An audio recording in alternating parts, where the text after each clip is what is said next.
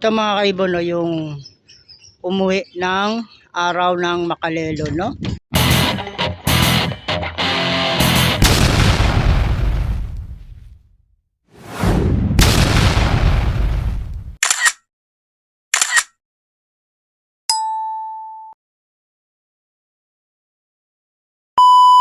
Bali, nandoon siya, no?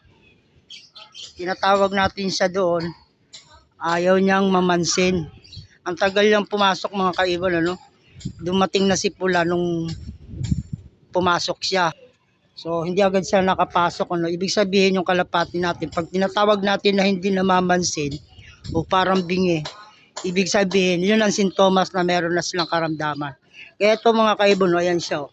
Meron siyang one eye cold na naman, oh. Yan, oh. Yan, oh.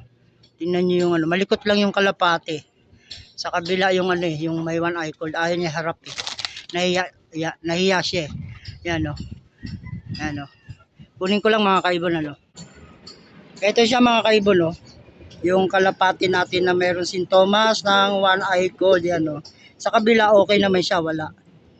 Ito yung kalapati na tinatawag ko doon sa taas.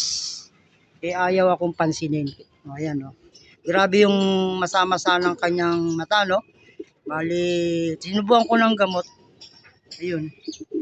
Iniluwa niya lang, ano? Pero mamayang gabi, bibigyan natin ulit siya ng gamot.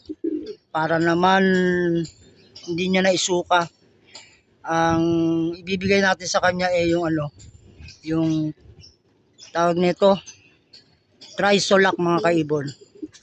So, ayan, no, yung mata niya basa-basa at nagaano siya.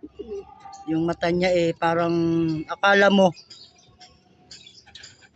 merong ano, sore eyes na kulubot.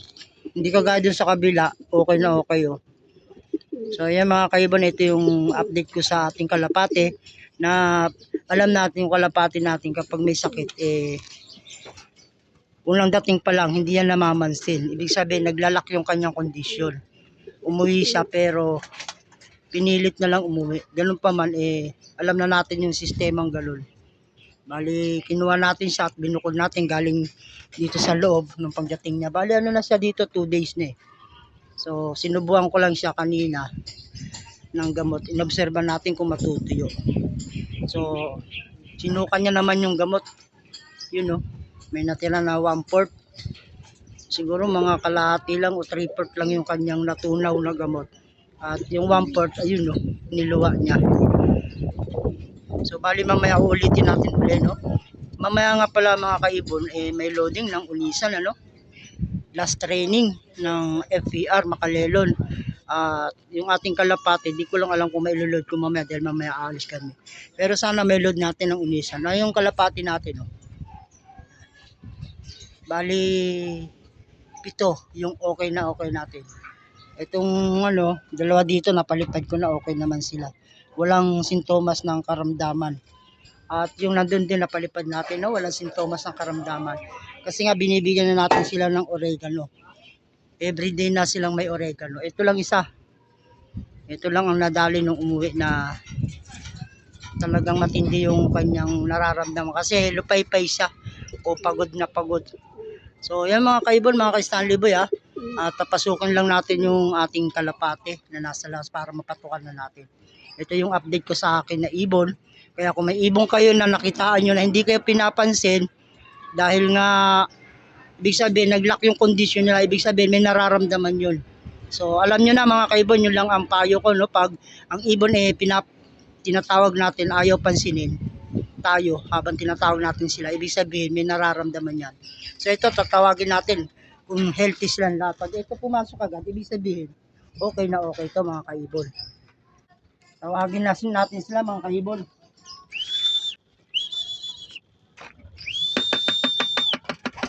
Ayan, nagbababaan naman sila, oh. Ibig sabihin pinapansin tayo. Ito si Pula, okay yung kanyang health, no? Dalawa yung pula natin dyan eh. Yung isa ano, breeder na. Ayan, okay yan mga kaibon. Ibig sabihin yung ating kalapati malusog ano. Kasi nakakaramdam ng gutom. Yan yung patuka ko mga kaibon. Isang taka lang muna no. Bali, pito yan sila sa kabila eh. Sabay na natin sa kalahati. At papasukin na natin yan oh. Tingnan nyo. Ito meron ng 3 kalapati dito. Bali, 3 na lang yun nandoon. So, papasukin na natin mga kaibon. Ayan. Eto na mga kaibon. Papasok yan sila agad kapag ano, yung kalapati natin ay okay na okay yung kanilang kondisyon. So ayan o, kahit may tao papasok talaga sila. Ayan o. Ayan o. Ayan o. Kahit may tao papasok sila. Gawa ng okay yung kanilang pakiramdam. Gusto nilang kumain. O, 4 na rin nandito. 2 na lang yung nasa labas. Nandito ako mismo sa landing board nila mga kaibon ha. Ayan. Yun, yung dan natin. Bali 2 pa nasa labas o. Ayan. Pasok yan o, ayan na. 4 yun nandito.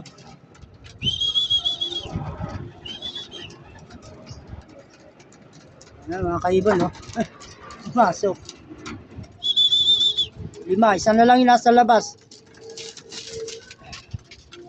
Isa na lang. Yung ating dan. Yung ating dan. Sarado lahat nyo. At naiilan siya sa atin. Medyo ano kasi yan eh. Tawag nito. Medyo mailap tong dan na to yan oh. Yun oh.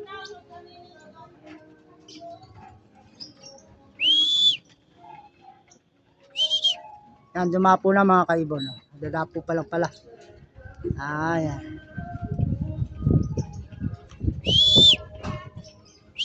Nagpapa-charming siya mga kaibon ano.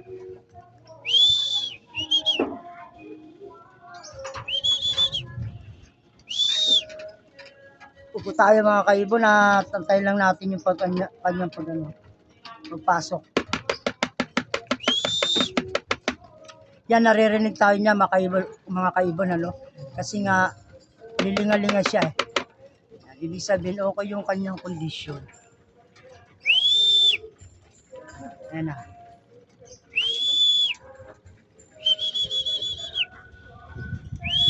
Pag ganyan yung kalapate, yan yung tinatawag na kondisyon mga kaiban ano. Yung marunong kang yung pinapansin tayo pag tinatawag natin. Pasok na yan. Yan na. So yan mga kaiban na, pumasok na no. Siyempre alam na natin, tutuka na yan.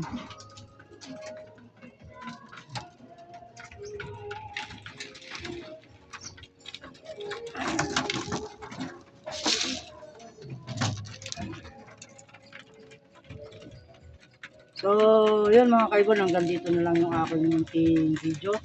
At maraming salamat sa panonood, ano. At maya-maya, pagkatapos nagtumuka, painumin na natin yan. So, hanggang dito lang mga kaibon. God bless all. Bye-bye.